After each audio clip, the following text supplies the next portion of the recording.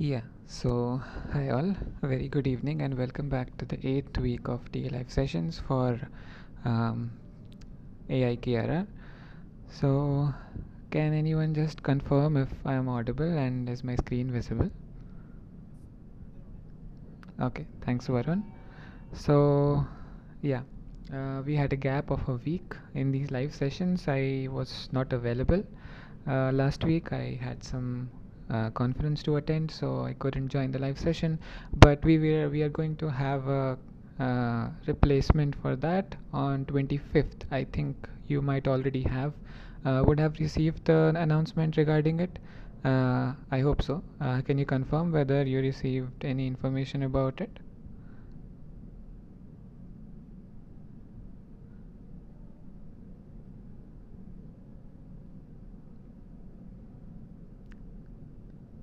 Hello?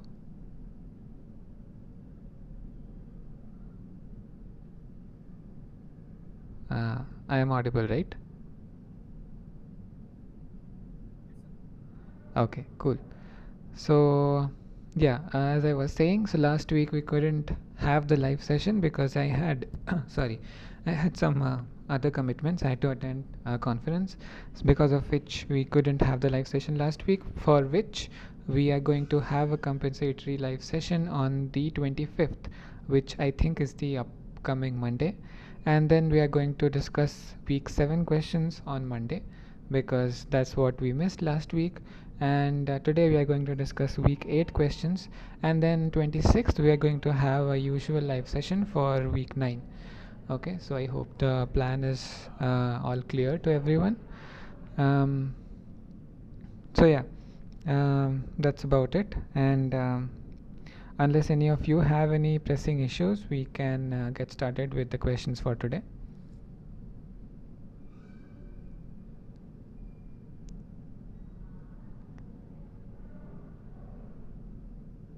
Okay, that's great then. Let's get started with the question. So, one piece of information, or rather, suggestion or advice, you may call it, is that from week 8 onwards, I would say that the the level of difficulty in the course is going to relax a lot, is what I can tell based on my experience when I took the course and also when I took the live session last year. So week I mean it was fairly good in the previous weeks as well, but weeks 8 to 12 is something that I say that you all should really aim to score as high as you can, not just in the weekly assignments but also in the final exam, because whatever content we are going to discuss, that might seem a bit abstract in the beginning, but if you really spend some time on it, it's really easy and it's really scoring.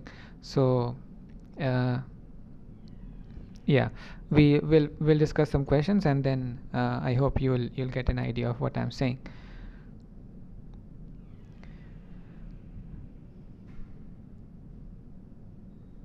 Okay, yeah, so just addressing some of the questions. Just give me a minute, guys.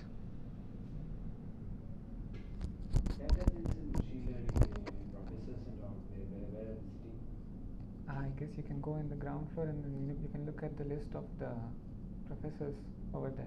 There's a list of professors with the room numbers aside.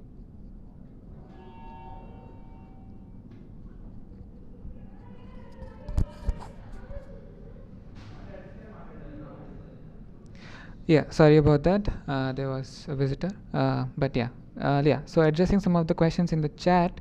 So Balaji says that next week I have session on Monday 6 to 8 with the other NPTEL course. That's okay. That's okay. You don't have to worry about it. We will, as we have been, we will be recording the session and uploading it anyway. So it's okay if you're not able to attend it on Monday. But yeah, shifting that is not possible because it was already shifted from previous week's Tuesday to next Monday, and I think that will cause a lot of logistical issues if we again try to shift it. So yeah, shifting it is not possible, but yeah, if you're not free on that day, don't worry about it. The recording will be made available, so you can watch it at your own time later on.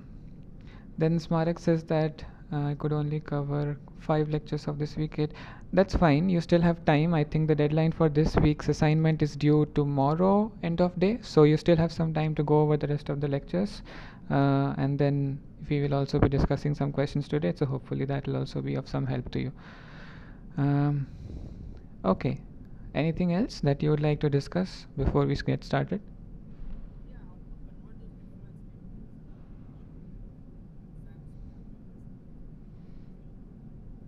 What kind of statements can you?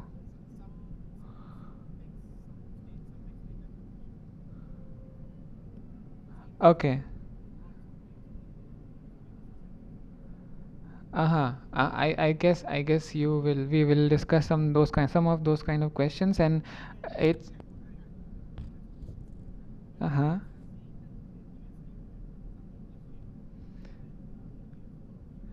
I know.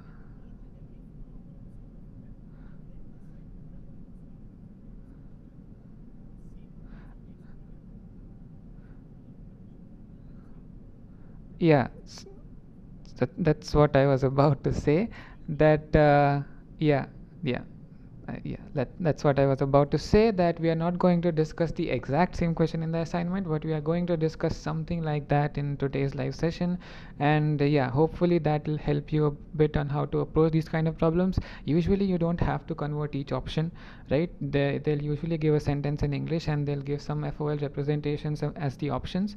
So if you just notice a few things about those options, you'll be able to understand which of them would be correct and which of them you can say just by observing those small things in those options they are definitely incorrect, right? So we are going to discuss some of those questions, and hopefully that will help you and others as well. Okay, so all right then, so let's get started for today. So yeah, like Varun was saying, this is one of the questions, I guess, one of those kind of questions that you might be facing, is that you're given a sentence in English which is all apples are red, and then you have to find the correct FOL representation of the statement. Okay, so yeah, I'll give you a few minutes to try to solve it, and then we can discuss about which of the options are correct, and also about which tricks you can use to check which of these options are straight away incorrect. Okay, yeah, so yeah, I'll give you a couple of minutes.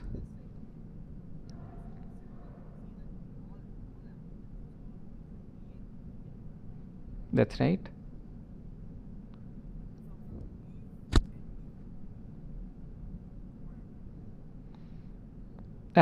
So you have to find the correct FOL representation of this particular statement, right? So you have to check which of these is correct. So usually there'll be only one that will be correct. Okay,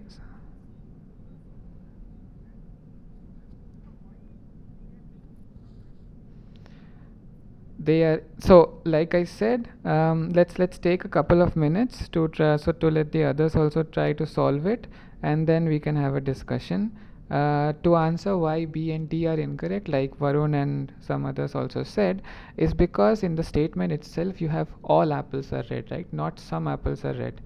When you have all apples are red, you are saying something about all kinds of entities that could exist that could be categorized as an apple, and for that we will need a universal quantifier, not an existential quantifier.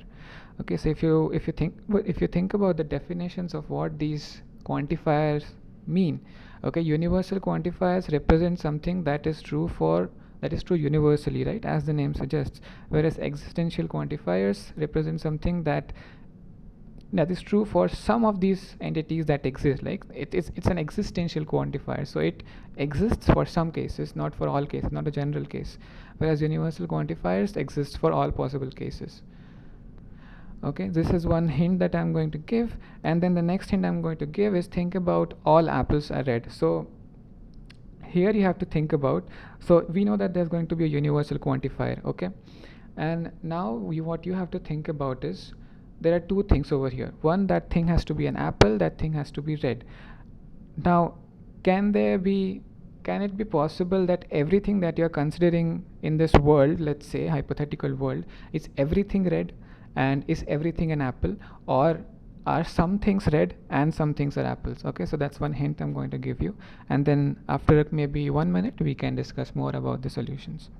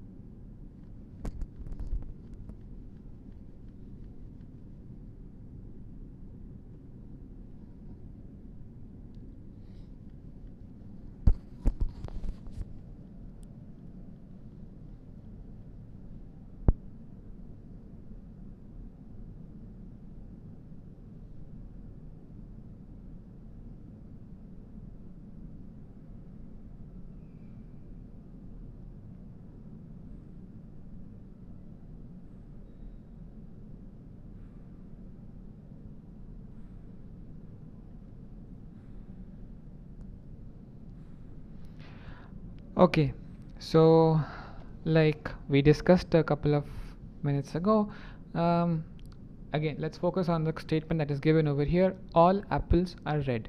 Okay, we have already ruled out options B and D because they have an existential quantifier. Now let's look at options A and C. Okay, out of these, option C says that for all x, apple x and red x. Okay, so when you think about what this option represents, it says that for all things that can be represented by a variable x, x is an apple and x is red. Which what this basically means is that everything in this world that you are considering is an apple and everything is red. But is that what the statement means? The statement, that English that is given to you.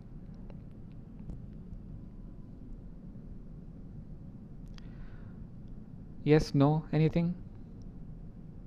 No, right? That's right.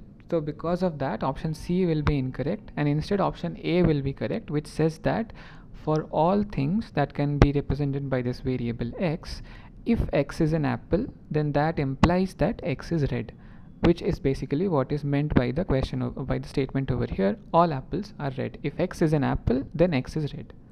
Okay, so option A is correct for this question.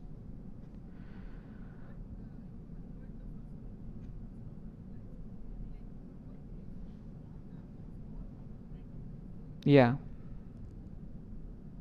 that's the same thing as implies, right? Yeah, not apples or red. Don't look at it independently or individually, right? There's an or connecting those two. Yeah. So if you're still facing issues with that, you can actually write down the truth table for it and see whether implies and whether A implies B and not A or B give the same result, right? So essentially it's the same thing.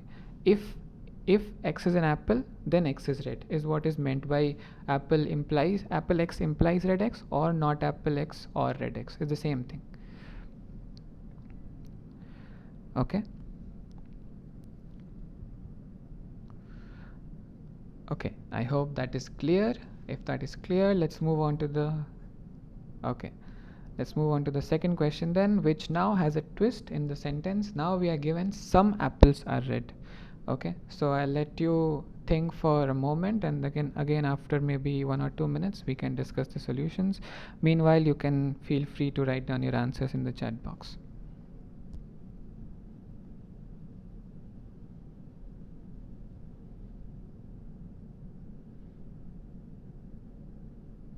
Again, I'll tell you, I'll give you a hint. Focus on the sentence that is given to you in English, right? Some apples are red. Okay, so some of the things in your world that are apples are red. Doesn't mean that all apples are red, right? So think about that.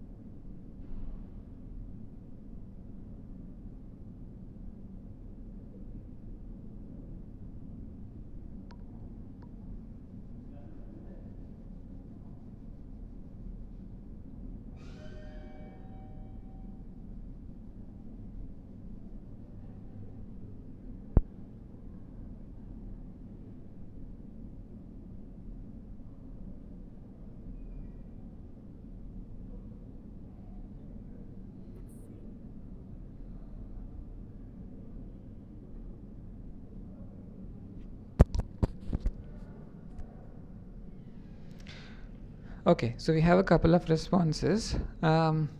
See again, if you look at the sentence, it has starts with some apples, right? Not all apples. So here we are talking about some specific entities in your universe or your domain. So this has to have an existential quantifier, not a universal quantifier. So options A and C are ruled out, right? Options A and C are incorrect. You can stay from the get going itself. So it has to be either option B or D. Now, look at the sentence again. Sorry, Shiv, can you come again, please? Yeah, we are going to discuss that. Just give me a minute to complete my the reasoning that I was trying to say. Is that the statement that is given to us is some apples are red. Okay, so which means that there are some apples in the world that you are considering that are red. That means that there could be some apples that are uh, green, some apples that are some other color, whatever, right? So option B over here would be incorrect, because option B says that there are some things in your world that if there are an apple, then they have to be red, right? That is what is meant by this implication over here in option B.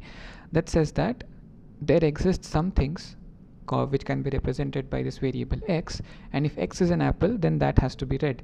But that is not what the sentence tells us. The sentence tells us that there exist some things that can be represented by the variable x, and that if those are apples, then those some of those are also red. That is what is represented by option D over here, which says that there exists x, which means there exist some things that can be represented by the variable x, such that x is an apple and x is also red. Okay, so there exist some apples that are red. So option D is the correct option for this question.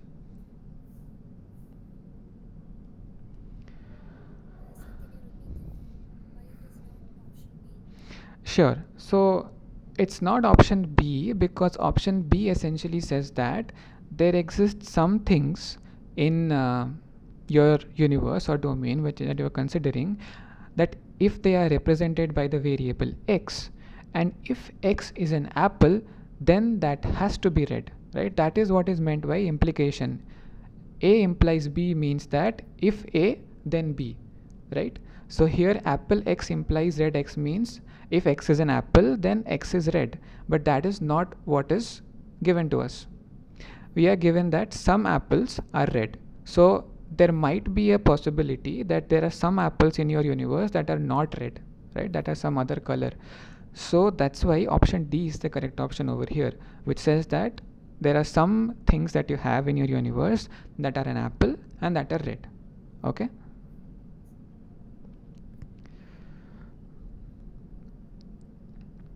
Okay, maybe you can mute yourself again. uh, Thank you. Okay, so I hope that was clear. Great. Then let's move on to the third question. Okay, so if you remember, there was a sibling relation discussed in the lecture. If you are not familiar with it, it essentially is a relation that tells us whether two variables x and y, they are siblings or not. Or essentially it tells us whether x and y are siblings or not. So essentially I'm giving away one of the answers to this question, is that it's a binary relation between two variables x and y. Okay, now you have to select which of the other options would be true for this sibling relation. Okay, so again, I'll give you a hint. Multiple of these options could be correct. So think about it, and then we can discuss the solutions in maybe a minute or two.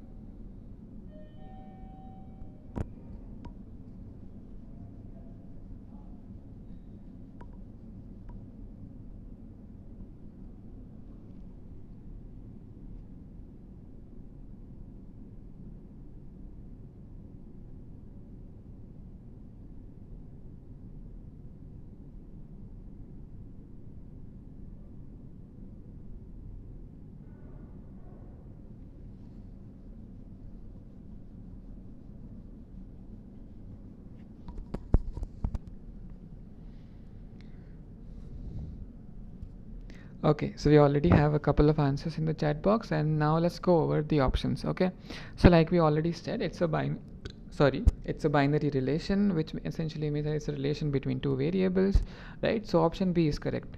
Now, what about the other options? Okay, so if you have two, let's say, individuals represented by x and y, and if you have that x is a sibling of y, then would it be sensible to conclude that y is a sibling of x?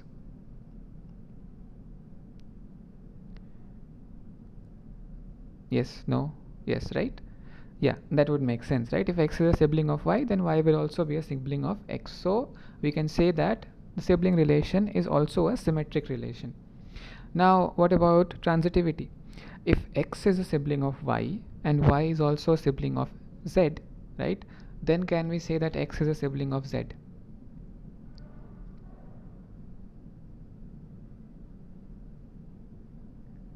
Yes, again, that's true. So yeah, we can say that, right? So so sibling relation is also a transitive relation. Now, the two options that are left now are whether it is reflexive or irreflexive, right? So reflexive relation means that a variable x is related to itself, right? So would it make sense to say that a person x is a sibling of himself or herself? No, right? Exactly. That wouldn't make sense. So we can't say that sibling relation is reflexive. Instead, it's irreflexive, right? So the correct options over here are B, D, F, and H. Sibling relation is a binary relation, it's a symmetric relation, it's a transitive relation, and an irreflexive relation. Okay? Mm-hmm. Yeah.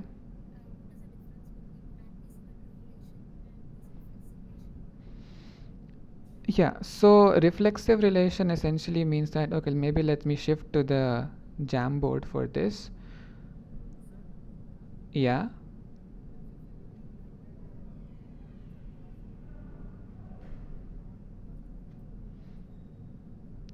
Okay, I don't remember which chapter it was in, but yeah, you might have studied it back in high school. It is.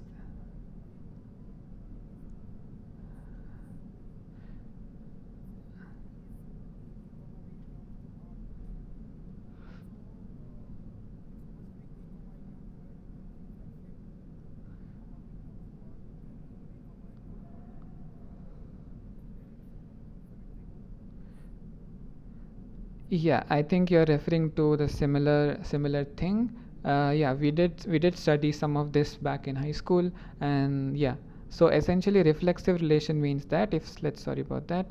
If say you are depicting your relation with this R over here, and let's say you are saying that this R is a reflexive relation, which means that this, let's say, A is related to itself. Okay, then we say that it is a reflexive relation.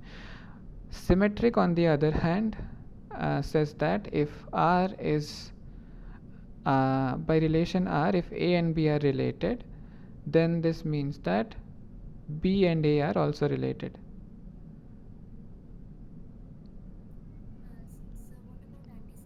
Yeah, I was about to get there. So antisymmetric says that if R of A and B, that is if A and A is related to B and B is related to A, this can happen if and only if, okay, so we write I double F, which means if and only if A is equal to B. Okay, there is also a good resource on Wikipedia if you search for it. Let me just show you.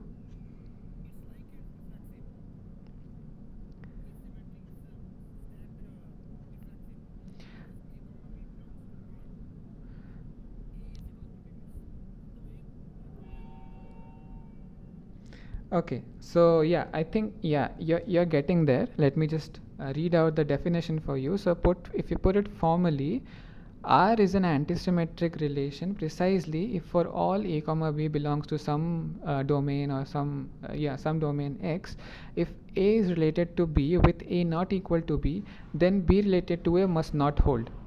Okay, or equivalently, if A related to B and B related to A, then A has to be the same as B.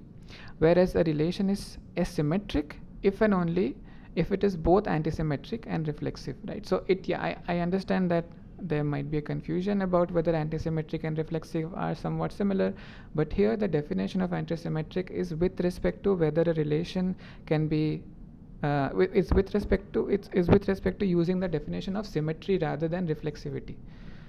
Yeah, now what the doubt did you have?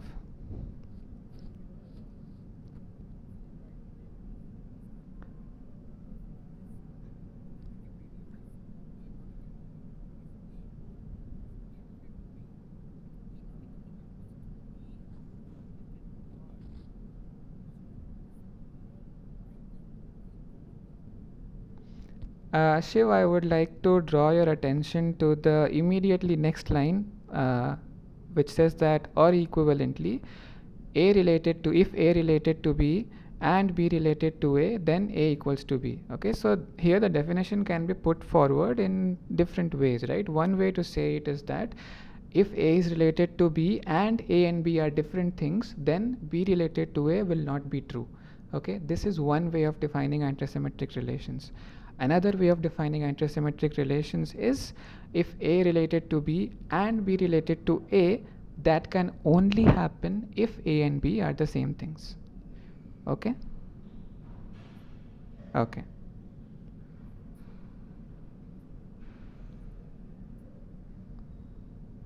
It it's okay. I mean, I would encourage you to maybe look for some more examples online, okay, of some real world relations like that, and hopefully, as you come across more examples, the confusion will resolve on its own. It's just with practice, okay?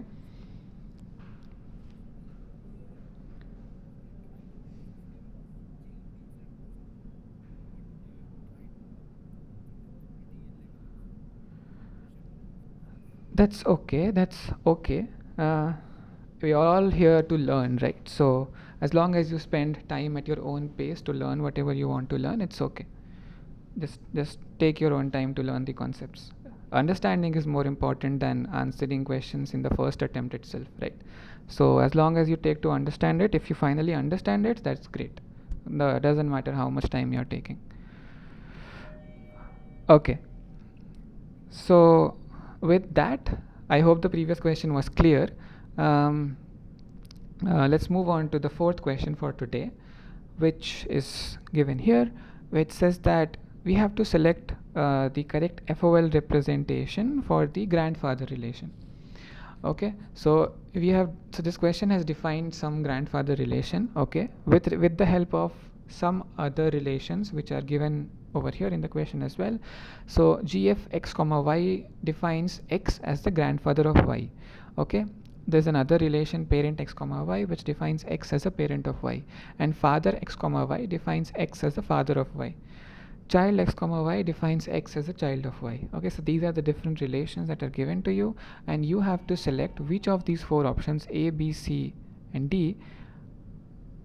Maybe multiple options could be correct, or maybe just one could be correct. That you have to decide which of these would be correctly representing the definition of a grandfather, of whether a person x is a grandfather of a person y. Okay, so again I'll give you a couple of minutes and then we can discuss the solutions.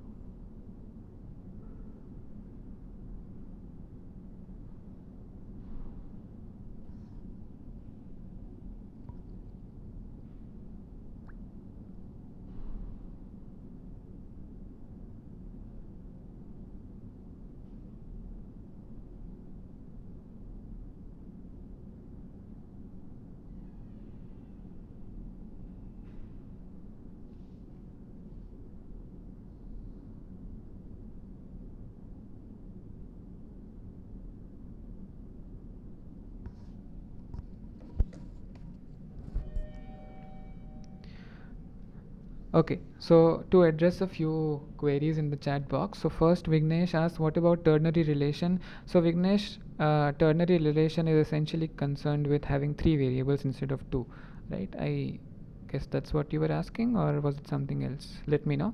And the other doubt was about, can you please give one example which is reflexive? So you can come up with examples on your own, right? If you have some domain, let's say x equals to 1 2 3, right? Some numbers are there, and if for every possible combinations of the numbers of pairs from that domain, right?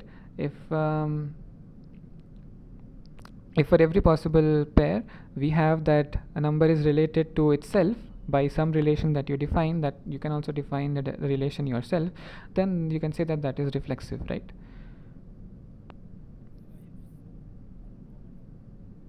Yeah, Shiv, please go ahead.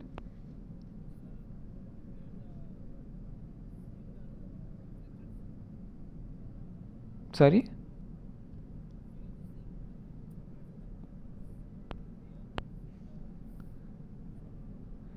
you want to ask where you can find the previous lectures? Yeah, that will be available in the Swayam portal, right? So if you just log into your,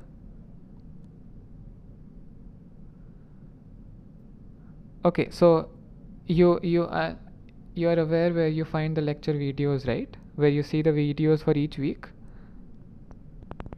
Yeah, just the same part, just go all the way down, all the way to the bottom, and then you'll see that there's a option saying problem solving sessions. If you click on that, it'll lead you to a link. If you click on that link, it'll lead you to a Google sheet.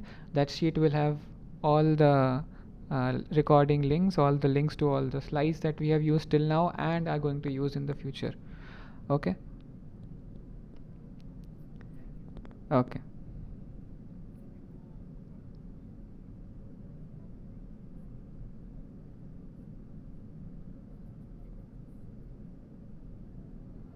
That's okay. As like I said before, you can take your time to learn these things, and if the timing doesn't work out for you, the recordings are available, so you can watch it at your own pace and then answer the assignments accordingly.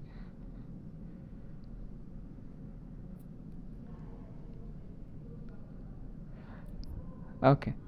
So, okay, coming back to the okay, thanks for your answer, Shiv.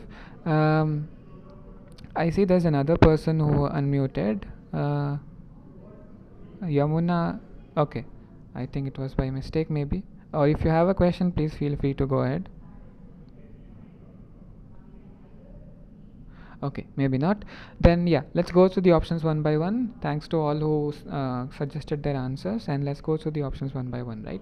So, the first option over here is that for all x, for all y, and for all z, grandfather x comma y is equivalent to saying that x is a male, x is a parent of z, and z is a parent of y. Again, see over here, what this FOL essentially means is that for every variable x, y, and z, everyone is a male, everyone is a parent, and everyone is a parent of another person, right? Which completely doesn't make sense. So option A is incorrect, you can say from the get go. What about option B? Option B says that for all variables x and y, if um, grandfather x comma y, which essentially means that x is a grandfather of y, this is equivalent to saying that x is a male and there exists some variable or some person z such that this person x, who was also a male, is a parent of z, and z in turn is a parent of another person y. Okay, so now this does seem to make sense, right? A person x can be called a grandfather of y if the person x itself is a male in the first place, because we have to define the grandfather, right? And the other condition is that they need to have two further generations down the line, right, in order to for them to be a grandfather. So they need to have a child, and the child needs to have another child. That is what is being conveyed by option B over here. So option B seems correct. Now let's look at option C. Sorry.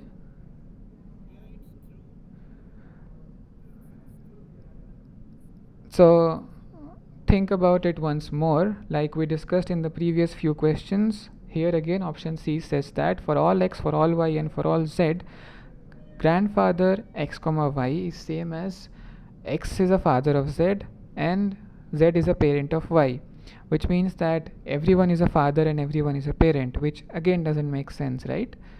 So option C is also not correct over here. Instead, option D is correct, which says that for all x and y, there exists some person z such that x is the father of z and z is the parent of y. So here in option D, we are doing away with the requirement of defining x as a male, because we are using the relation called father, and the relation father in itself implies that the person is a male, right? Because he is a father. So yeah, so the correct options in this case are options B and D. Yeah, now go ahead if you had any doubt.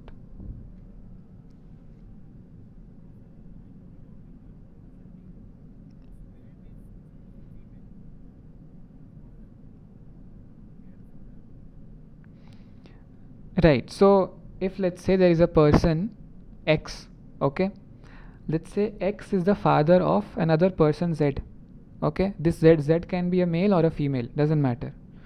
Now Z again has a child, again it doesn't matter whether the child of Z is a male or a female, right?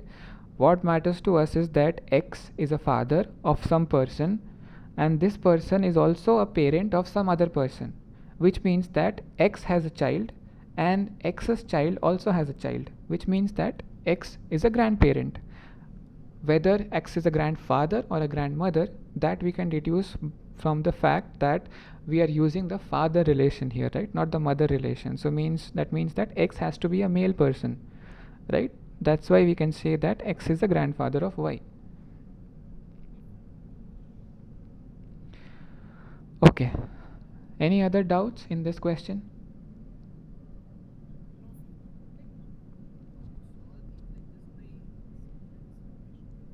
Exactly, yeah.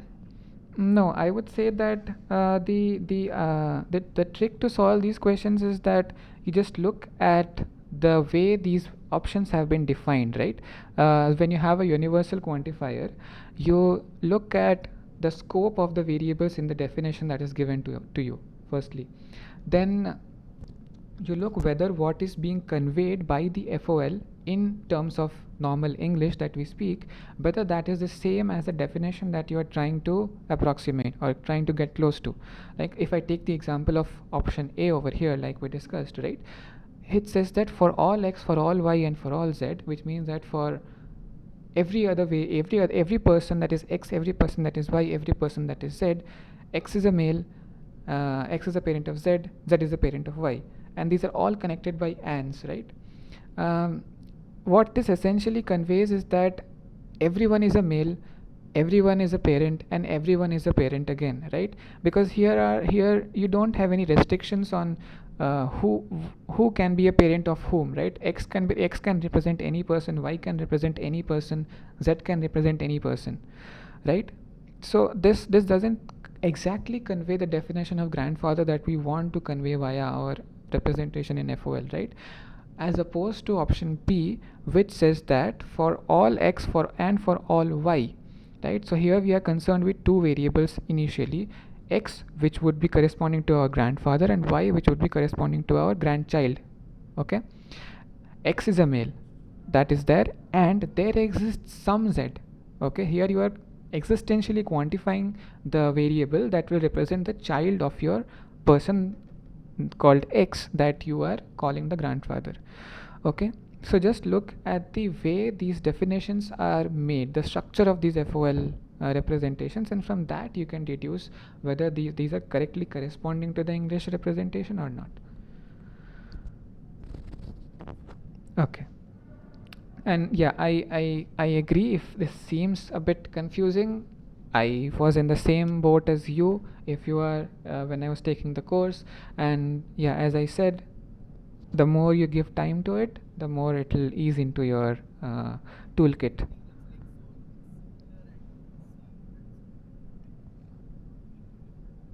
Yeah, I understand, but yeah, like I said that if you just spend some time thinking about it, right? So the one of the things in this course is that, which I felt when I took the course, it makes us think a lot about whatever questions it asks us or whatever options is given to us. Many times the options are very similar to each other, so we really have to dig deep into what exactly an option is conveying to decide the correct one or decipher the correct one from the incorrect one. So which is good for practice and maybe not so good during the exam, but well, if we have made enough practice, then it should be of some help during the exam as well. Okay. Okay, if there are no doubts in this one, maybe we can move on to the fifth question, which is another similar kind of question. Here we have given the statement, all students enroll for courses. Okay, so taking inspiration or taking learnings from whatever examples we have discussed till now of these kind of questions, I'll again encourage you to think about what is being put in this English sentence. Remember, there are some keywords that you need to focus on. First of all, there is an all in the sentence over here, right? All students enroll for courses.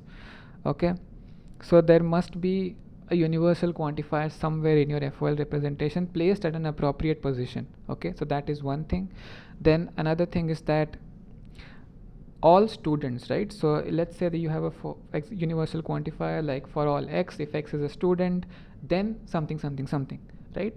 And that something over here is enrolls for courses. Now you have to decide what is a course, how will you represent whether x is a, sorry?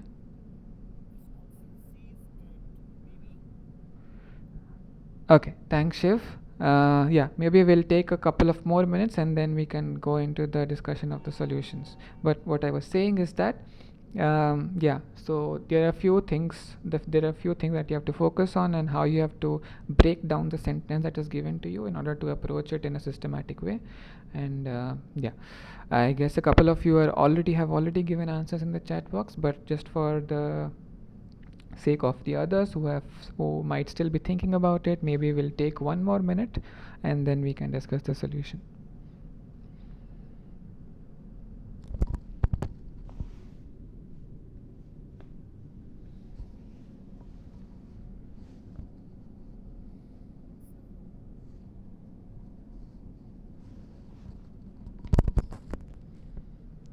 Yes, Chef.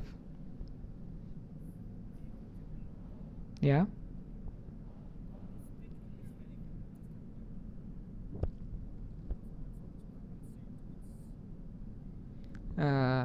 So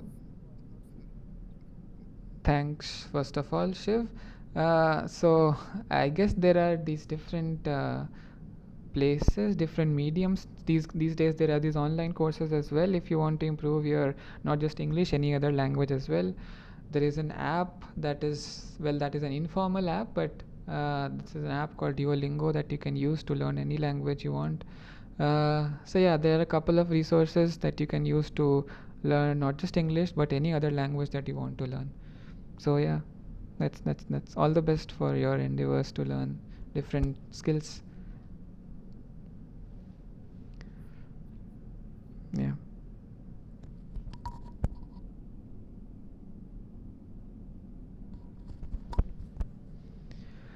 Okay, so I guess couple of you have already answered, and most of you say that it's option B, which is in fact correct. So like I said, if you break down the sentence part by part, first of all we have an all in there, right? So there has to be a universal quantifier, which is there in option B, which says that for all x, if x is a student, this implies that. Now we are going to focus on the second part of the sentence. All students enroll for courses. Okay, so there are two things over here, enrollment and courses, right? So we have to have two relations that define what is enrollment and what are courses, right? So for all x, if x is a student, this implies that there is some variable y, okay, such that this person x or the student x enrolls in y, and y is a course. Okay, so like many of you said, option B is the correct option over here. and the other options are incorrect. Well, first of all, option A giving is giving a wrong operator over here. It's instead of an implication, it's yeah, Shiv.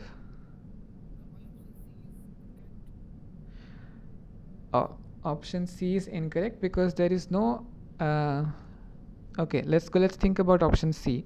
Okay, so let me just complete what I was trying to say about option A. Option A gives an improper operator, right? Instead of an implies, it gives a subset, so that is wrong. Okay. It's a subset operator. Yeah. Yeah. Now let's think about option C. Option C says that for all x and for all y, if x enrolls in y, this implies that x is a student and y is a course. Okay.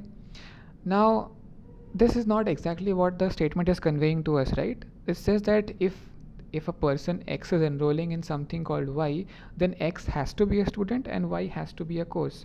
Well, that may not be true. For example, let's say there is a teacher who also wants to enroll in some course, right? So then that teacher could also enroll in that course, but right, so there is a possibility of something else happening. So you have to look at these fine details that these definitions are trying to convey, right? So option C is incorrect, and option D is obviously incorrect because it's all connected by ands, and it says that everyone enrolls in everything and everyone is a student and everyone is a and everything is a course. So option D is also incorrect. The correct option over here is option B. Yeah. Mm-hmm.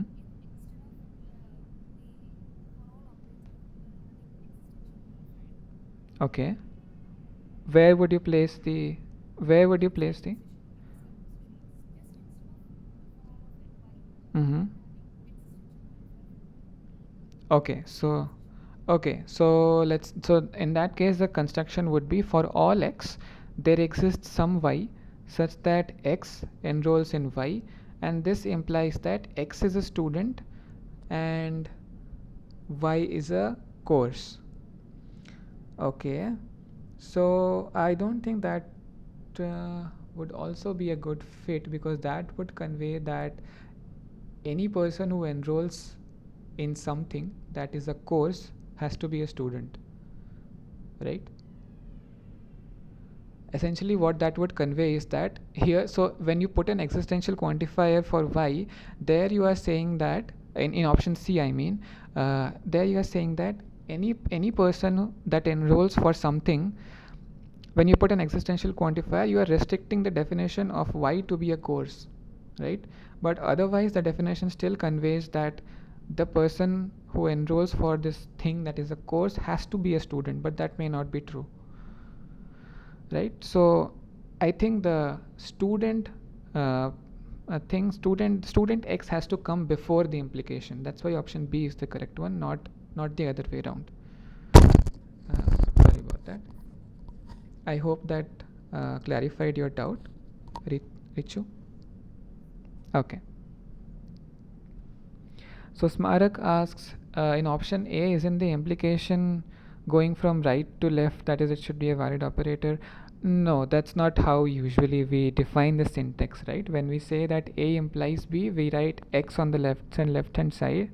A implies we write A on the left hand side, then we give the implication, and then we write B, right? A implies B, A we follow from left to right. So I don't think that's the correct way. Otherwise there would be no way to differentiate when you use a subset operator and when you use an implication operator, right?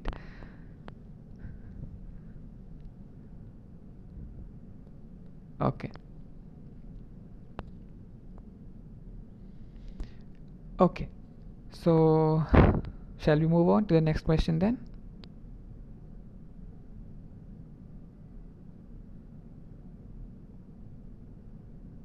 Okay, cool. Let's move on to the sixth question then, which is also a similar kind of question. Now this tells us squares are rectangles and rectangles are quadrilaterals. Okay. Again, I'll give you a hint. There are two parts to this sentence. First part is squares are rectangles. Okay, this is one part. second part is rectangles are quadrilaterals, and these two parts are connected by an AND operator. Okay, so that is the hint I'm going to give you.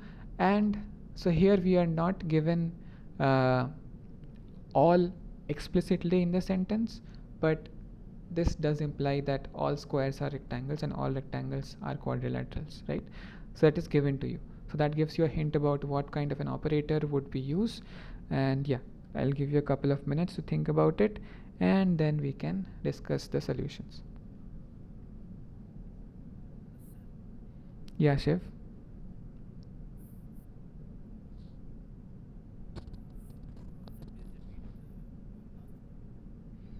Yeah, what I was saying is that in the sentence you're not given that, the word all is not given in the sentence itself explicitly, right? You're not given all squares are rectangles and all rectangles are quadrilaterals. That is not given in the sentence, but that is implied.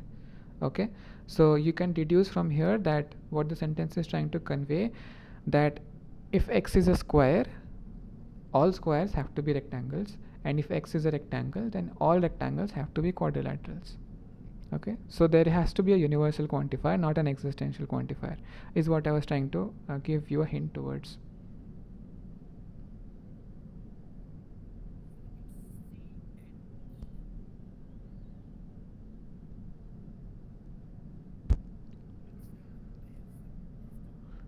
Okay, so first addressing your first doubt, so I'll urge you to think a bit more about it, especially option C, right? So like I said, there are two parts to this sentence. First is squares are rectangles and second is rectangles are quadrilaterals. Is option C conveying the same things? Think a bit more about it.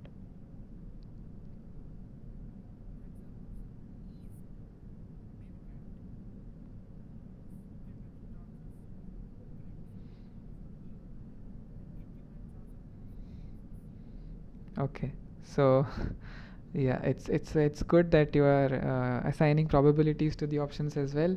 That's a good way. But yeah, this option has multiple options this question has multiple options that are correct. So yeah.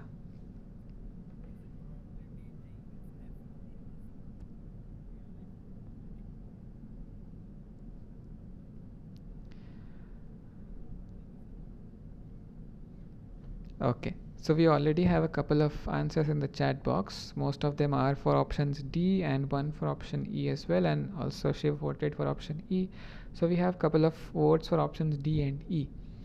And if you think about it, they are in fact the two correct options. The correct options are options D and E.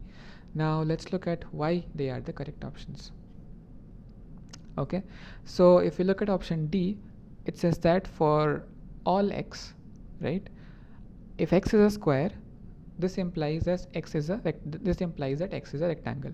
This covers the first part of the sentence. Then we have an AND operator. Then we have if x is a rectangle, this implies that x is a quadrilateral, which covers the second part of the sentence. So option D is definitely correct. What about option E? Here we are conveying the same thing as option D, just that here we have two different universally quantified variables x and y for the two different parts of the sentence that we talked about.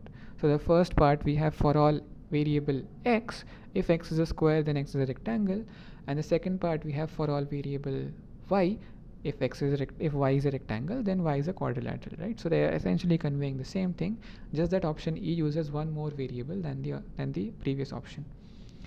The other options are incorrect because they are not exactly conveying the thing that we wanted to convey. Like for example, since there was option C had been brought up in one of the answers, I'll just convey why option C is incorrect.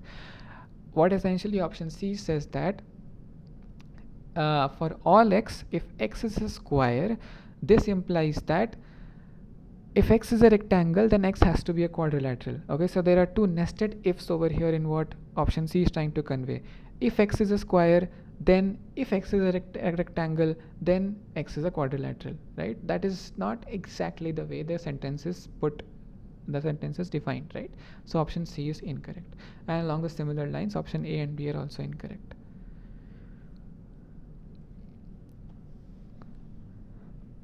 Okay.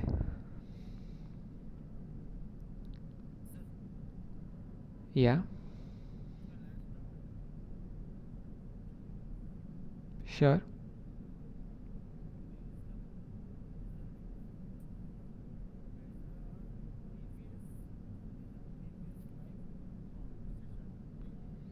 Like I said, Shiv, if you go to the NPTEL portal where you usually watch your course videos, just go all the way to the bottom. Um, there you will find something written as problem solving session. Okay, click on that. That will give you a link.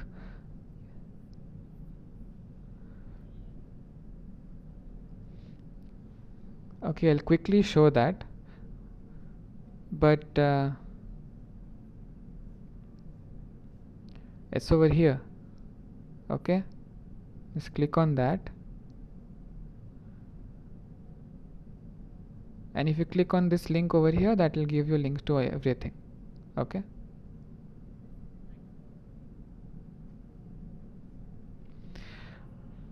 Okay, all the best.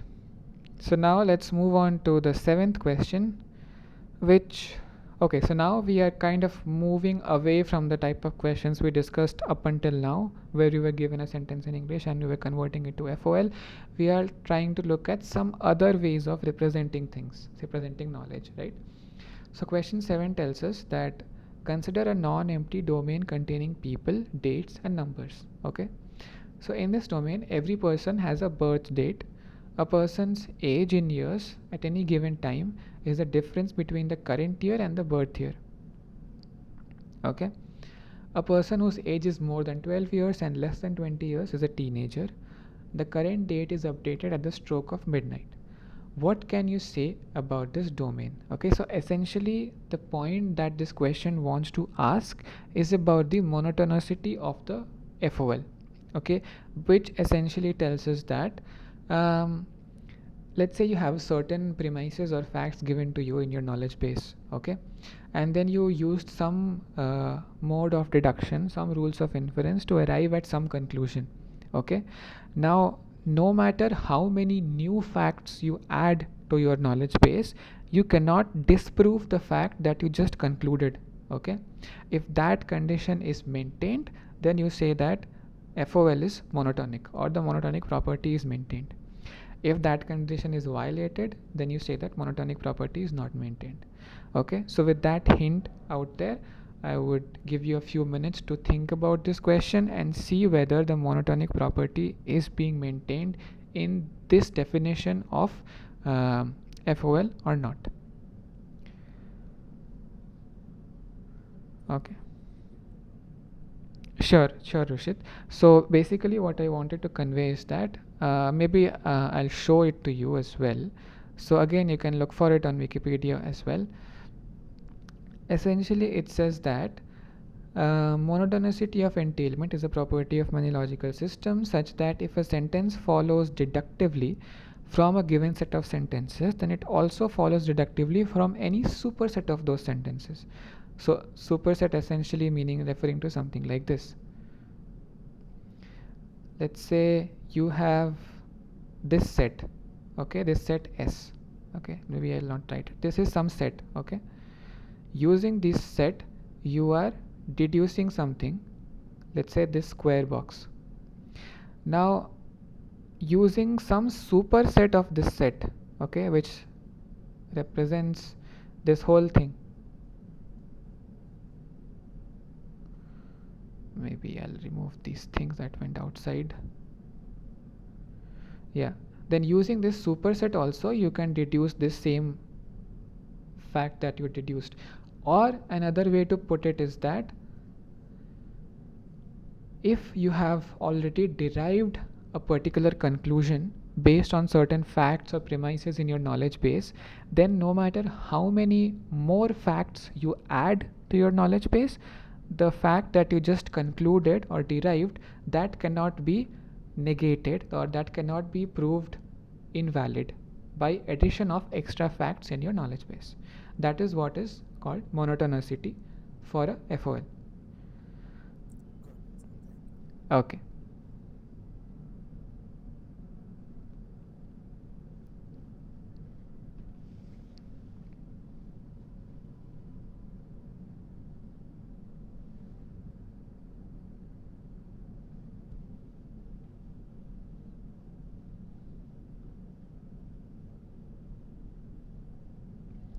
Okay, so we have a couple of solutions. There's one vote for options A and B. There's another vote for options A, B, and E. But I would like you to think about this fact. So suppose A and B are correct. Okay. Suppose this domain does violate the monotonic property. Then would option E be true? Think about it.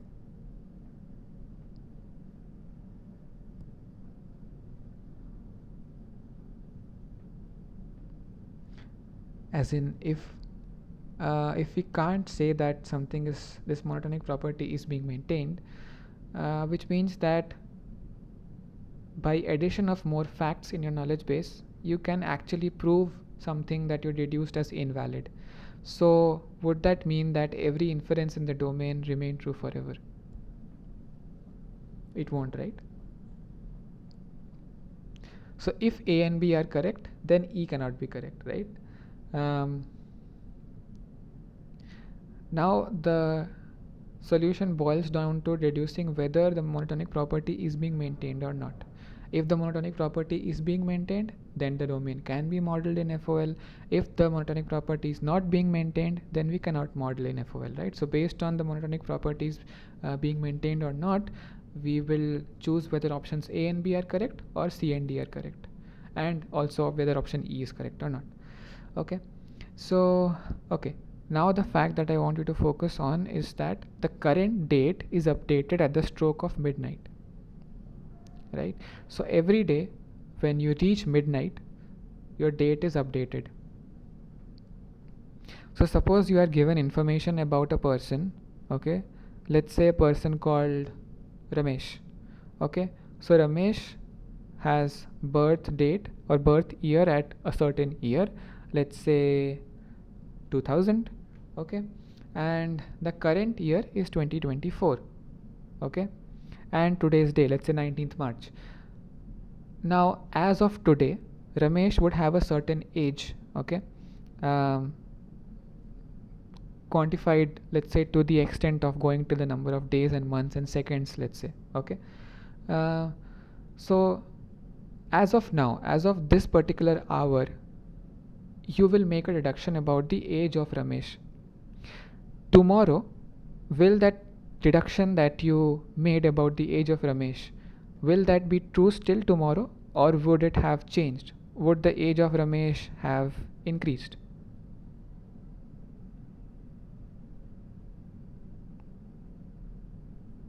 Increased, right? Yeah, so it would increase. So that means that by addition of new facts or new current year information, the fact that you deduced is changing, is being violated, right? So so here I gave you an example of just one day ahead, but you can also extend it to being 1 year ahead, right? So suppose you reduced Ramesh's age in this year 2024, and then the date kept getting updated at every midnight, and then you moved on for 365 days, and then you reached the next year, and then in this year the age that you had deduced for Ramesh would have increased, right? So the deduction that you made was violated, which means that the monotonic property was violated, right? You disproved the deduction that you made by addition of extra facts in your knowledge base. So this domain violates the monotonic property of first order logic, and hence it cannot be modeled in first order logic. That's why options A and B are correct and all the other options are wrong.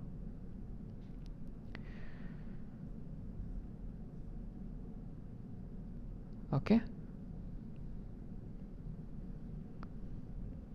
any doubts in this question?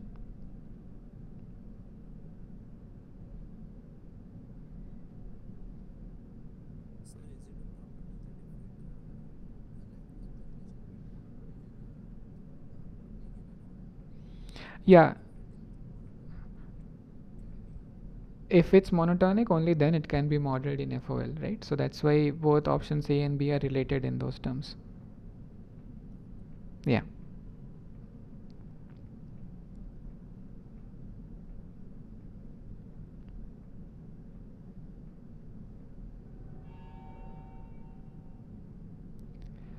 Okay then, so if this is clear, maybe we can move to the next question then.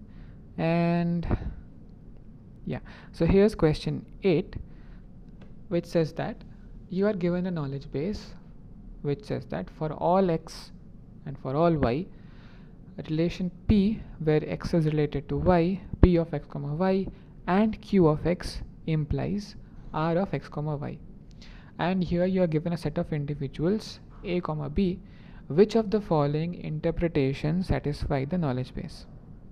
Okay, so essentially what this question asks is, if you replace these x and y's with these different constants, let's say a and b, which of the following configurations given in these four different options would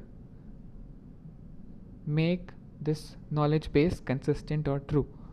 Okay, so I'll let you think about it.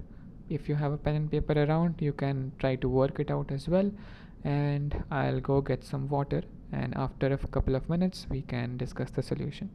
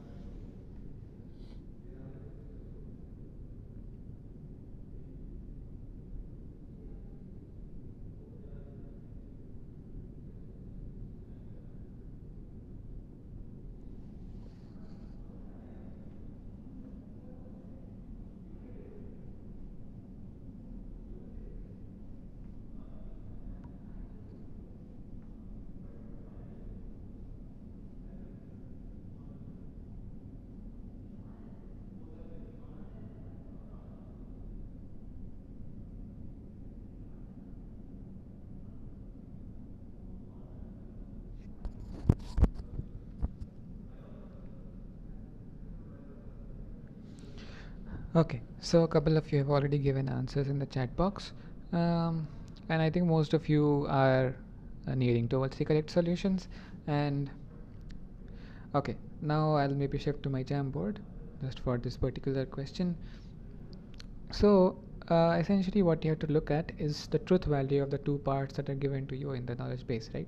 The first part is for all x, px implies qx, right? Now, since this has a universal quantifier in it, let's say that there are some 100 or 200 or some number of terms that are contained in this domain that you're considering. So as long as this implication is consistent for all those uh, things in your domain, then we can say that the truth value for this universally quantified part is also true, right? Essentially what I mean to say is, for all x, px implies qx is true if p of a1 implies qa1 is true, and p of a2 implies q of a2 is true, and p of a3 implies q of a3 is true, and so on and so forth for all these a1, a2, a3, a4 up to an, where this n number of a's are in your domain that is represented by the variable x. Okay, so this is for this thing to be true. For this to be false, as long as just one of these single implications is false, maybe this one or this one or this one or more than one, if even if at least one of them is false, the whole thing will become false, right? Because these are all connected by AND operators, right? So if we look into it in a bit more detail, or put it in terms of the knowledge base that is given to us, here we have for all x for all y, p of x comma y and q of x. So this is your first part. This has to imply r x comma y. Okay, and again, for this to be true, these individual parts should be true as well, all of them, if it has to be true. And here, since the domain is defined only over a and b, we have only 4 of these terms. Okay, now the truth table can be represented in this way. Okay, you can verify this yourself to check whether this is correct or not. And let's look at the options one by one, right? So the first option is tells us p of a comma b, q of a, and r a comma b. So now let's plug in these into our definition that is given to us and see whether the truth value is being maintained or not. So here we will have p of a comma b and q of a implies r of a comma b. Now this will evaluate to true because of cases 1, 3 and 4, right? Because here you have p of a comma b and q of a, right? So that is true in case 1, 3 and 4, right? And you have r of a comma b, which is also applicable in case 1, 3 and 4. So if you combine all of these, you will see that the final thing is true. Okay, are you with me till this point?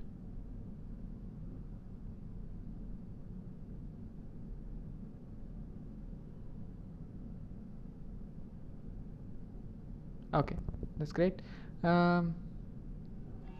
Okay, now considering the okay, let's keep out the second option for now because we know that is going to be false.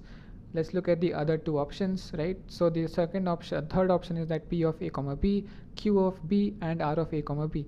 Now this will also evaluate to true because although you have qb over here, but because of cases 3 and 4, this will also evaluate to true, right? Because you have p of a comma b and qb, and you have rab to be true as well. So this whole thing will be true. This whole thing will be true. And similarly, the last one will also make it true because of case 3 alone. Here you have this thing to be true, therefore this whole thing will also be true.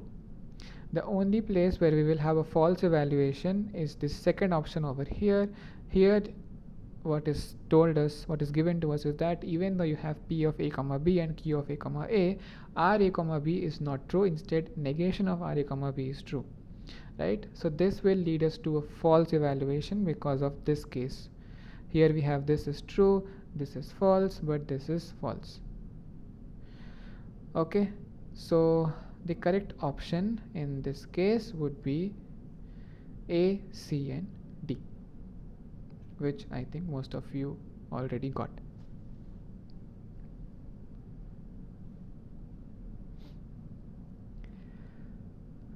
Is that okay? Yeah.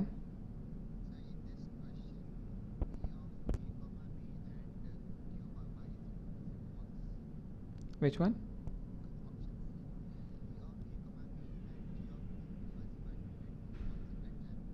Mm, let me just check it. It's evaluated to it's evaluated to true, right?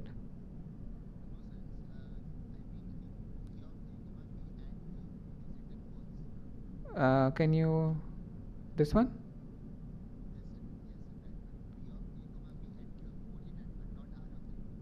Okay.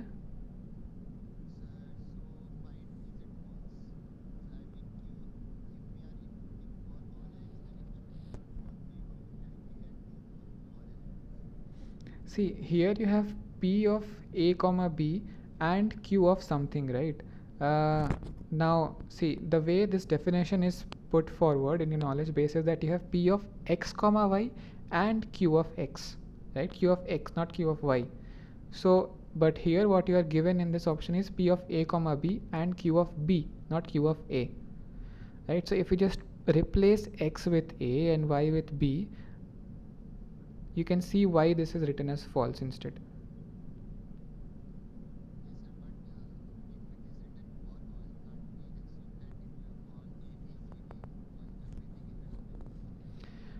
Yeah, it is written for all, but this option is given to you only for one specific case, right?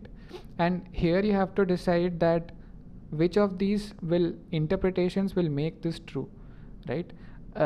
It is given for all, but you have to check whether it will be true in all these cases or not, right? For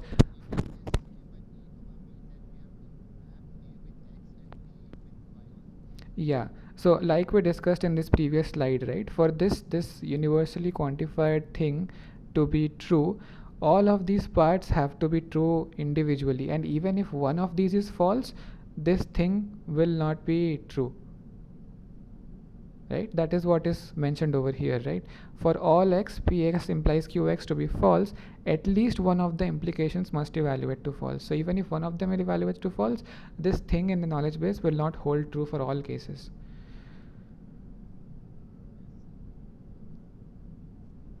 Was it, did I convey it properly or did I confuse you?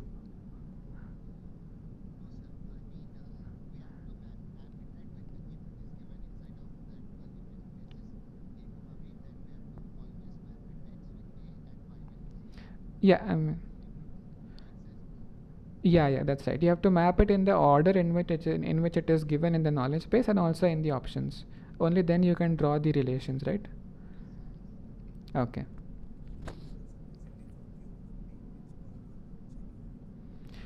Q of B we are not checking independently. We are checking P of A comma B and Q of B together. Okay, that is your first column of this truth table that is given to you. Yeah.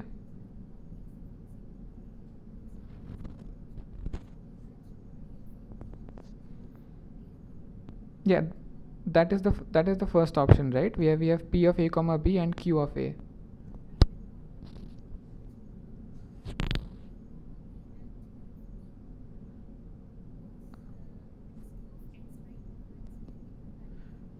That's why it's false, right? Yeah.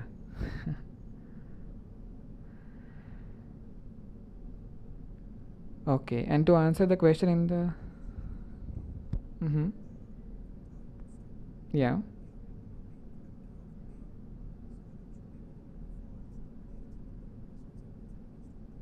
Yeah, the total sentence evaluates to true. That is because of we that is because we exactly, yeah. Because you have this R A comma B to be true, that's why this whole thing evaluates to true. Okay. And yeah, to address one question in the chat, is P A comma B and P B comma A same? No, you have to consider the order in which it is mentioned. That's why like the discussion that we were having, right? You have to draw this parallels between what variable x is representing and what variable y is representing. Only then you can conclude the truth values of these entities, and also of the final thing that you're trying to deduce. Okay. Any other doubt in this question?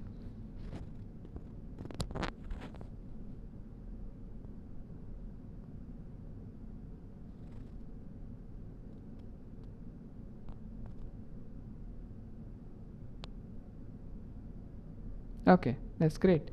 So yeah, so in this case the correct options would be A, C and D. And let's move on to the next question then. Okay, so yeah, so this is an interesting question for those who might like or follow a bit of chess.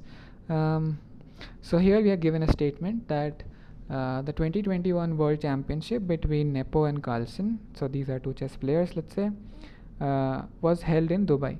Okay, so treat the symbols Nepo, Carlsen 2021, Dubai, and WCM 21, which essentially means World Championship Match 21, as constants, and the remaining as predicates. Okay, now we have to select the representation depicted in these four options that will be the closest resemblance to the semantic graph, to the sentence that is given to you. Okay, you have to select the representation that closely resembles a semantic graph. Essentially, which of these options is conveying exactly or most closely what is being conveyed in plain English in this question.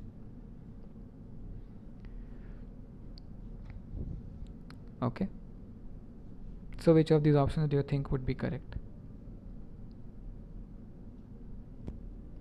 Remember, we want to cover as much ground of the sentence given in English as possible, right? We don't want to leave out any information that is given to us in the sentence.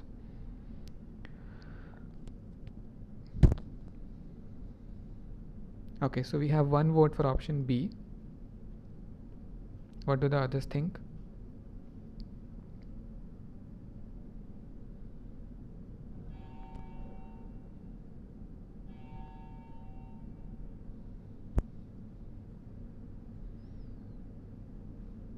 Okay, so let's look at the options one by one. So, what about option A?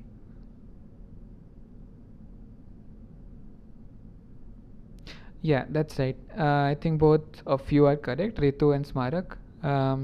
Option B is the correct one over here because it covers almost all of the information that is given to us. But we also need to think about why the other options are incorrect, right? Because there is some technicality there as well. So, first of all, why is option A incorrect? Can anyone tell?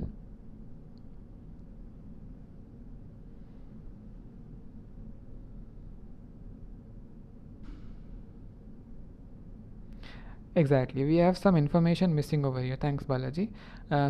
Option A just tells us that there's a match between Nepo Carlsen in 2021 and Dubai. It doesn't tell what kind of match is there, right? So, option A is conveying half information or less information. Options C and D, these have some technical issues because of which they are incorrect. What do you think is the technical issue over here?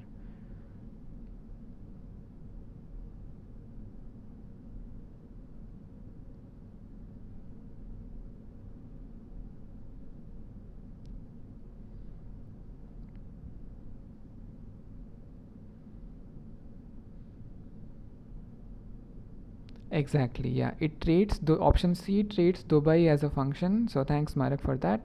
And option D treats World Championship 21 as a function where we are told that these are actually symbols. Remember, the question tells us that Dubai and WCM 21, these are symbols, not functions or predicates, right? So that's why option C and D are also incorrect. And option B is the correct one because it most closely resembles the semantic graph represented by the sentence that is given to us in English over here. Okay, so the correct option would be option B.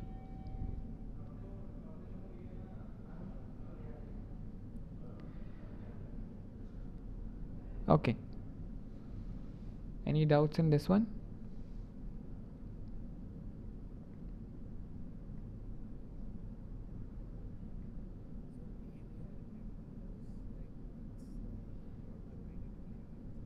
Exactly.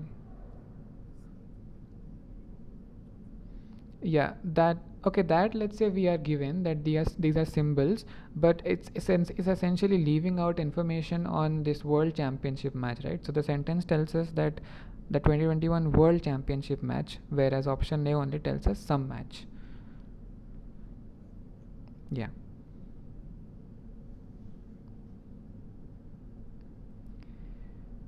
Okay then. So if there are no doubts in this one, maybe we can move on to the 10th question for today.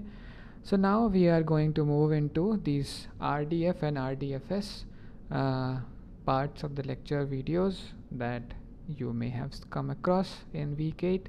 And again, just a disclaimer or an advice starting out that this can be initially one of the most confusing things you come across, but don't worry about it. If you just stick around for a while, just go over the material given to you again and again and again, you will find out the what is the essence of these things, and that is enough for you to solve some of the questions that are being asked. Of course, you can delve deeper into these areas or these topics if you want to go into further details about these areas, but yeah, just stick around for a while and it should be easier.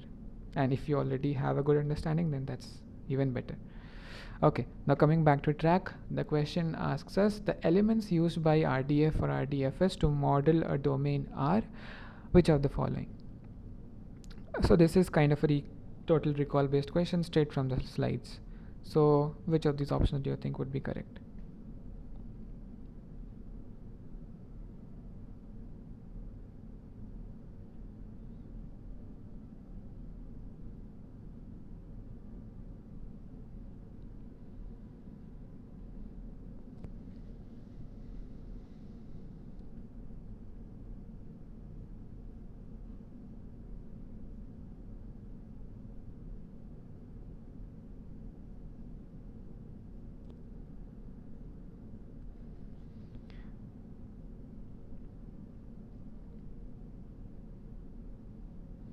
Okay, so we have some votes for option C, E, and F.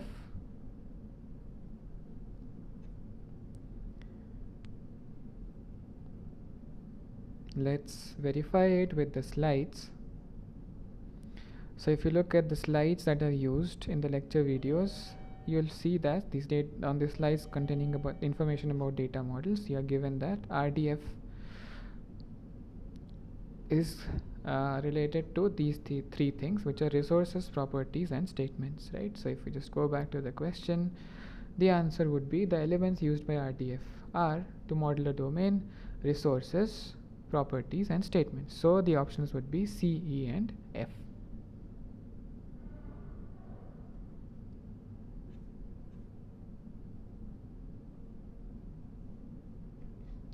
Okay, pretty straightforward question from the slides. I hope there are no doubts over here.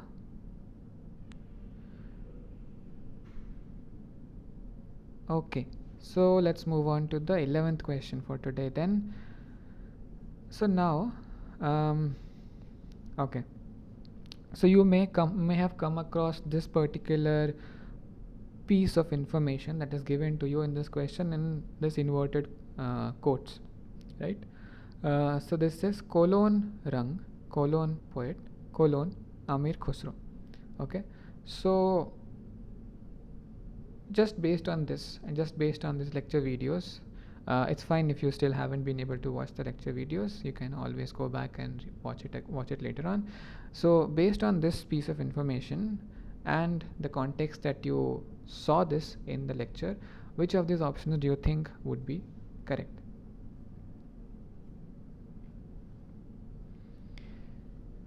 Okay, so Ritu says it follows turtle format. That is true. It follows turtle format. What about the other options?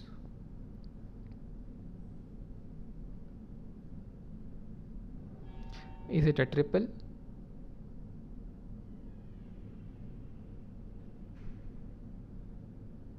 Well, I'll give you a hint. There are three things over here that we are thinking about.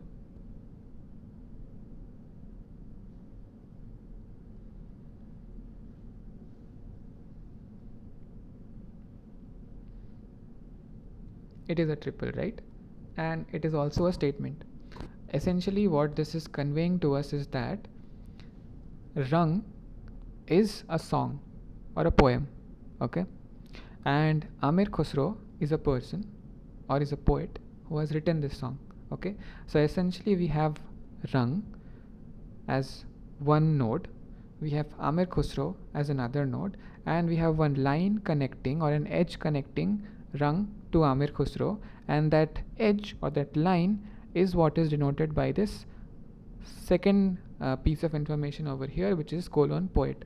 Remember, this is case sensitive, so small poet represents this edge over here, right?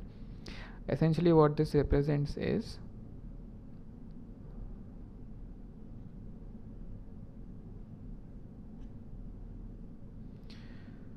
so here you have Rang, here you have Amir Khusro, and here you have poet. So this is small p, okay? This is your set of songs, and this is your set of poets with a capital P.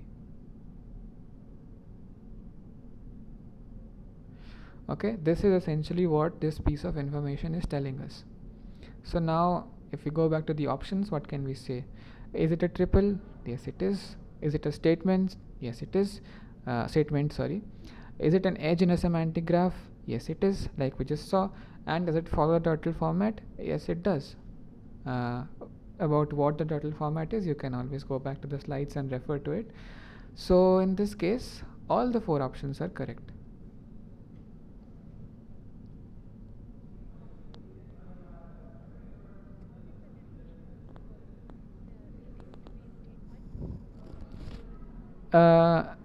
So I don't know whether we cover a technical definition in the lecture videos, but essentially what you could say that this is conveying a piece of information, right? It's a statement on its own.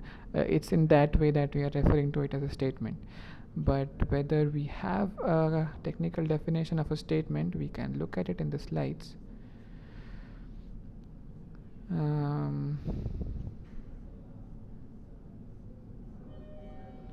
Maybe not.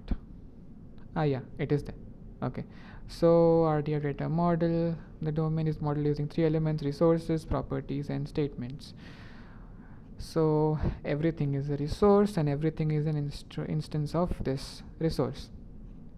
Okay, properties are these edges between different entities, okay, and statements, I think, is a triple. It's an edge in a semantic graph. So there you have the technical definition. Okay,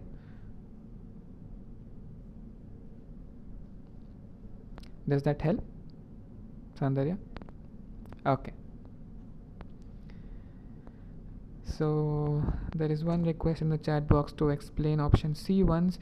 Yeah, it's an edge in a semantic graph. So essentially what I was telling earlier is that this tells us some information about Rang, Amir Khusro, and how these two are connected, right? So essentially it's a graph, okay, where Rang is one node, Amir Khusro is another node, and these two are connected by this relation or this property that Rang is a song that is written by a poet, which is Amir Khusro. Okay, so that's why this is a edge in a semantic graph. That's why option C is correct. What is a triple? A triple is okay, so you have these three things, right? So you have a property and you have these two resources connected by this property or related by this property. So essentially we have three different things in this particular format that is called a turtle format, that is representing some information in this RDF. There's also an instance of this RDF or RDFS, right? So that is essentially what triple is. But maybe we can see if we also have defined triple somewhere in the slides. I guess not. But you can look into this slide and you will get an idea of what essentially we are referring to as a triple.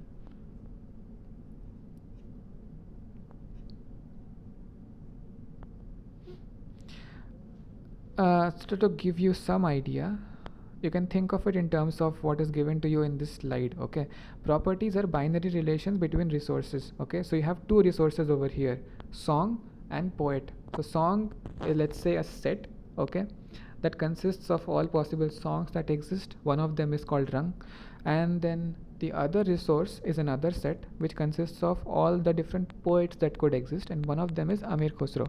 So if you have to correlate it with the definition of functions that you might have come across in high school, you can say that you have one domain, you have one range, and then you have a relation or a function connecting the domain to the range. Okay, in this case you have domain to be song, you have the function to be poet, and then you have the range to be poet with a capital P. Okay, so that is essentially what comprises a triple for you.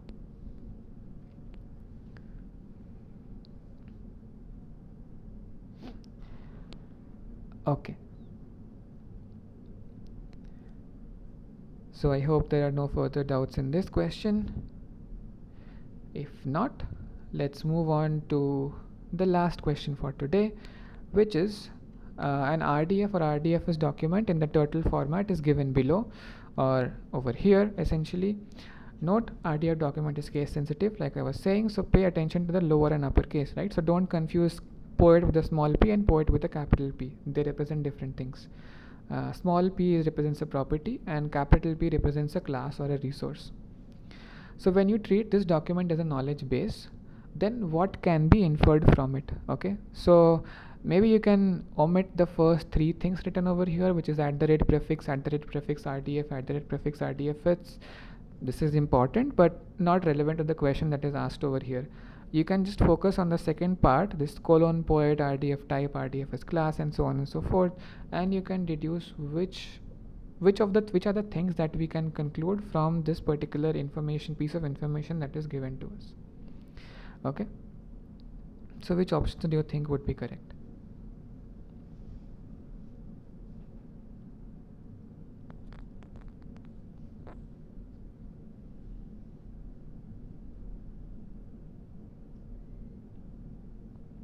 So like I said, you can think of it in terms of the high school function definition in maths, right? You have a domain, you have a function mapping the elements on the domain to the range, right? And yeah, that's essentially it. So can you deduce that this rang is an instance of song? So here in this knowledge base that is given to us, we have said that song is a class, right? So it's essentially you can say a set, okay, consisting of several different things, and one of the elements of that set is rang. So would it be sensible to say that rang is an instance of song?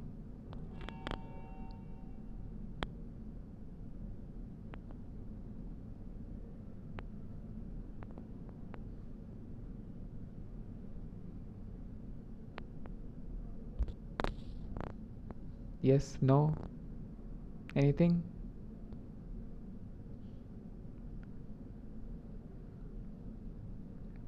Exactly, thanks Rushit. So yes, rang will be an instance of song, right? So that's right, so A is the correct option. And okay, so Ritu says C and B are also correct. Let's look at that. Let's look at option B first. So basing our reasoning or the way we reasoned with option A, can you say a similar thing for option B? Is Amir Khusro an instance of this class called poet with a capital P?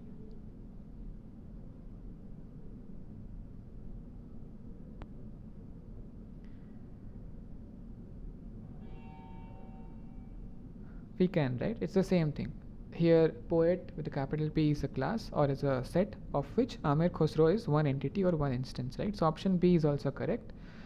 Now option C says that poet with a small p is a property, right? So this, in our correlation to the high school maths definition, this is the function, okay, that maps entities from song to entities in poet with a capital P, right? So poet is a property. This is also true. And about option D, rang is an instance of RDFS resource. Now remember, there is one thing there's one thing we just saw when we were going through the slides, is that everything is a resource, right? So if I just have to show that to you,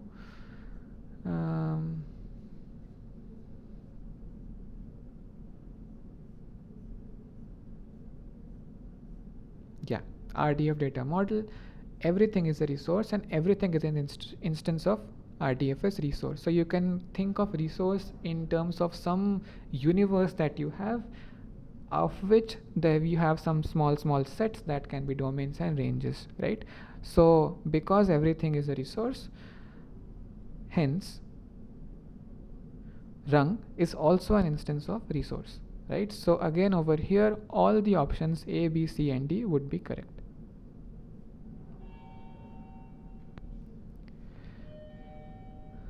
Okay, any doubts in this question?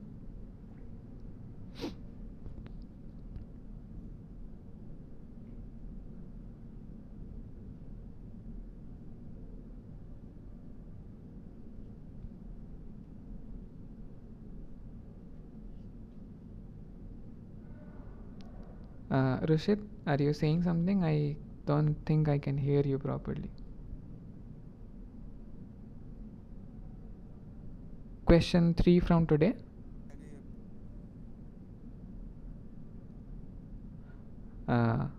Question 3 from today, you mean? Yes, sir. Okay. So that is one request. And Rishit, you were saying something. Sorry, you got cut off again. Sir, now can you hear me? Yeah, I can hear you now. Yeah, so sir, for Rang and Amir Khusro, like, are we, as per the question, are we assuming that these values are like Rang is a song and Amir Khusro is a poet, or because in the code, like, it's not given anywhere? Now, like, poet and song is given that they are classes, but like, Amir Khusro is a poet and Rang is a song. Like, is that given anywhere, or like, we are Yeah. just assuming it for values? So for that, you can focus on the last piece of information that is given over here in this knowledge base, right? Which is essentially a triple or a statement that is given to you. And as we discussed a while back, statement is essentially, you can say, it is analogous to a function mapping entity in one domain to an entity in a range, right? So if you base that on the last five that is given to you, that is rung colon rung colon poet colon Amir Khusro. So based on that, you can say that this property poet is mapping this instance rung to another instance Amir Khusro. Rung is an instance of song and Amir Khusro is an instance of poet. Okay, because we are also given that this property poet has a domain as song and the range as poet with a capital P. Does that clarify, Rishit? Yeah, got it. Okay. Okay. So we have two requests, one for question 3 by Ritu and one for question 7 by Vignesh. So let's quickly go over to them. Question 3. Okay, so question 3 essentially asked us about the sibling relation. So consider a relation called sibling between two variables x and y. Because there are two variables over here, it is a binary relation. Again, if x is a sibling of y, then y is also a sibling of x, so x is a symmetric relation, so sibling is a symmetric relation. And again, if x is a sibling of y and y is a sibling of z, then we can say that x and z are also siblings, right? So it is also a transitive relation. And x is a sibling of itself, we can't say that because that doesn't make sense, right? So it's not a reflexive relation, so it has to be an irreflexive relation. That's why B, D, F and H are correct. Okay, now going to question 7. Yeah, again about the monotonic property. Here essentially what we discussed was that so here let's say we take again the same example. Let's say there is a person Ramesh, okay, that has a birth year, let's say 2000, and let's say the current year is 2024. Okay, so based on, let's say, a deduction strategy where we just subtract the current year and the birth year to deduce the age of a person, we say that the age of Ramesh is 2024 minus 2000, which is 24.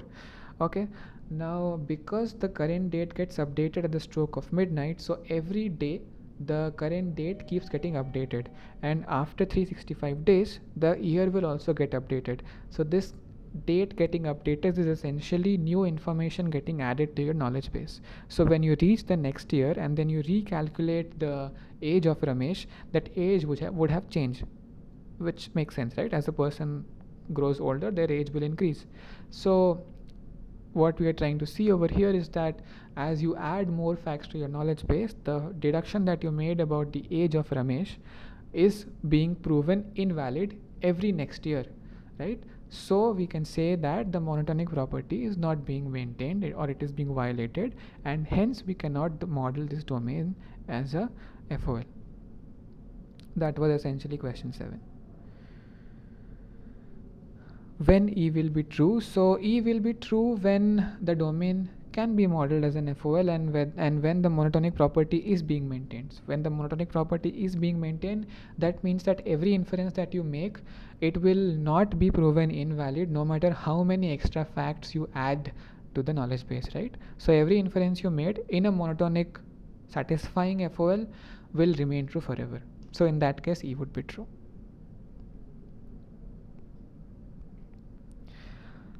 Okay. Anything else?